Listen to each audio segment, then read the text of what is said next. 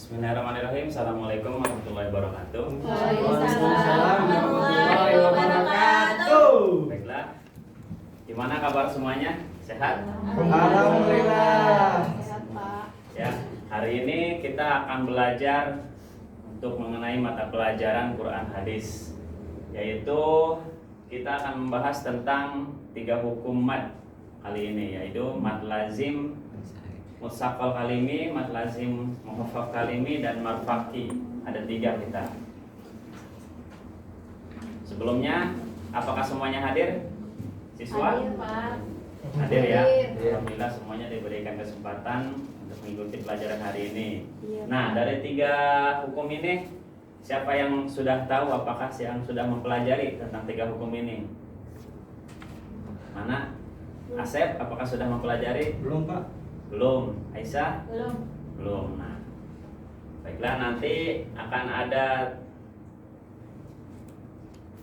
diberi pertanyaan ya mengenai 3 hukum ini, mohon untuk diperhatikan. Nah, langsung saja. Mad lazim muhaffaf kalimi atau mad lazim muhaffaf kilmi. Mad itu artinya adalah panjang, sedangkan lazim itu adalah yang lazim atau wajib, muhaffaf itu yang diringankan, dan kalimi itu adalah sebangsa kalimat. Nah, mad ini terjadi dalam Al-Quran apabila ada mad, terjadi apabila mad badal masuk kepada huruf yang bersukun.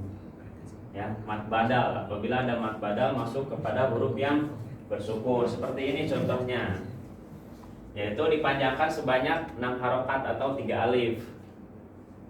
Contohnya hanya ada 2, yaitu dalam surat Yunus ayat 51 dan ayat 91, yaitu dalam kalimat nih al itu dia harus dibaca sebanyak 6 harokat. Bagaimana cara kita membedakannya? Yaitu adalah dengan 6 ketukan. Baru ya, tidak boleh dibaca nggak boleh baca seperti itu. Cirinya dengan ketukan ini 1, 2, 3, 4, 5, 6. Jadi itu ya hukumnya mengenai muhaffaf kalimi. Hanya ada 2 ayat dalam Al-Quran, yaitu surat Yunus 51 dan 91 ya. Lanjut ke pembahasan yang kedua, mad lazim mutsaqal kalimi. Nah, seperti yang tadi, mad itu artinya adalah panjang, lazim itu yang lazim atau wajib, mutsaqal itu yang diberatkan. Sedangkan kalimi seperti tadi adalah sebangsa kalimat. Nah, mad ini terjadi jika mad tabi'i bertemu dengan huruf yang bertasjid. Ya, kalau ada mad tabi'i bertemu dengan huruf yang bertasjid, itu adalah hukumnya mutsaqal kalimi. Panjangnya berapa? Yaitu sama seperti tadi, panjangnya 3 alif atau 6 harokat. Contohnya dalam Al-Quran adalah surat Al-Fatihah ayat 7. Waladhdallin, tidak boleh dibaca waladhdallin, tidak boleh dibaca seperti itu. Harus 6 ketukan. 1, 2, 3, 4, 5, 6. Seperti itu. Ya. Dan mutsaqal kalimi ini sangat banyak di Al-Quran. Contohnya itu 1 di surat Al-Fatihah itu. Tadi kalau muhaffaf kalimi, kalau mad badal bertemu dengan huruf yang bersukun. Sedangkan kalau mad mutsaqal kalimi apabila mad tabi'i bertemu dengan huruf yang bertasjid. Jelas beda ya. Dan panjangnya sama 6 harokat. Jadi tidak boleh dibaca 2 harokat. Kemudian selanjutnya itu mad farqi. Nah, mad itu artinya panjang, sama farqi itu adalah pembeda. Pembeda di sini adalah pembeda antara kalimat tanya dan kalimat bukan tanya. Yaitu bagaimana terjadinya? Terjadi apabila mad badal masuk kepada huruf yang bertasjid. Nah, ini mad farqi ini hanya ada 4 tempat di dalam Al-Quran. Selain itu tidak ada mad farqi, ya. Yaitu apa? Surat An-Naml, surat Yunus, dan surat An-Nahl. Nah, hanya 4 tempat aja di situ. Contohnya apa? Az-Qaroini. Sini aznya itu panjang 6 harokat. Az-Qaroini. Jadi tidak boleh dibaca 2 karena ini termasuk dalam hukum mad farqi. Ya. Jadi jelas beda tuh yang ketiga. Kalau yang pertama muhaffaf kalimi itu apabila mad badal masuk kepada huruf yang bersukun. Kalau mad lazim mutsaqal kalimi, mad tabi'i bertemu dengan huruf yang bertasydid. Dan kalau mad farqi itu adalah mad badal bertemu dengan huruf yang bertasydid. Panjangnya semuanya sama, 6 harokat. Dan ini harus benar-benar diperhatikan. Karena apa? Dalam Al-Quran, ketika kita membaca surat Al-Quran, kalau kita salah menentukan hukumnya maka akan salah.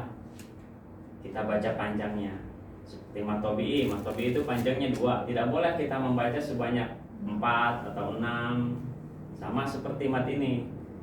Mat ini dipanjangkan sebanyak 6 harokat. Tidak boleh dibaca 2 harokat.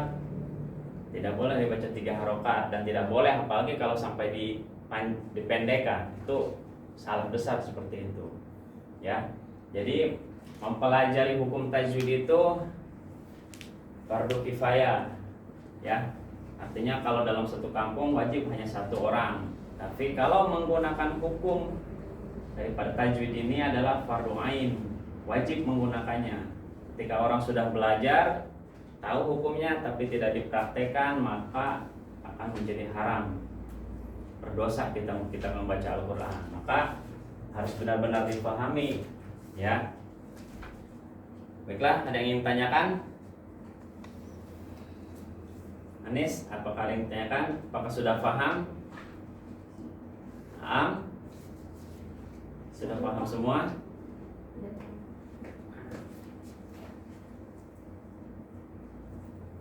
Nah, sini latihannya. Silakan pakai kertas masing-masing. Di sini ada 5 ayat. Silahkan bedakan 5 ayat ini mana yang termasuk mad lazim muhaffaf kalimi, mad lazim mutsaqal kalimi, ataupun mad farqi. Apakah ada yang kurang jelas?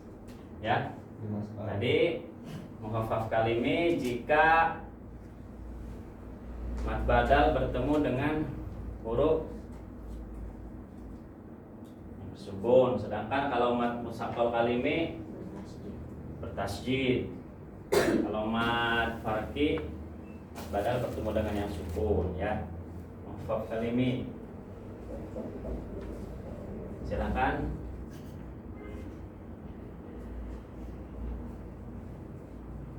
Asep, sudah mengerti, ya? Iya, Pak. Apakah kurang paham mengenai soalnya atau penjelasannya? Fadli? Oh iya, jadi tanya, Pak, itu hubungannya dengan surah Al-Qur'an sama Al-Jaljalah ada tidak, Pak? Gimana itu, Pak? Salah satunya mungkin, Pak, ya? Contoh hukumnya, Pak. Di Al-Qari'ah itu banyak hukum-hukumnya. Tapi mungkin ada mad lazim mutsaqal kalimi. Kalau yang muhaffaf kalimi sama mad farqi jelas tidak ada karena hanya terbatas tadi, ya. Oke, jelas, Pak. Ya. Silakan Aisyah. Sudah paham? Paham. Silakan latihannya. Nanti kita langsung koreksi bersama. Siap. Ya. Nggak jelas.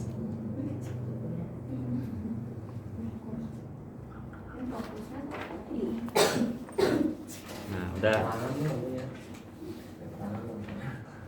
Nah, yang pertama ini ya. Kelihatan, Pak. Di sini ini ada sama yang tadi, yaitu mad lazim muhaffaf kalimi, dan ini mad lazim mutsaqal kalimi, dan ini sama yang tadi, ya, muhaffaf kalimi. Ya, itu pembahasannya. Mungkin itu saja dari saya. Dan mohon untuk pelajaran selanjutnya, nanti pertemuan selanjutnya untuk dipahami. Karena apa? Materi kita akan terus menyambung. Tajwid ini harus secara keseluruhan dipelajari ya.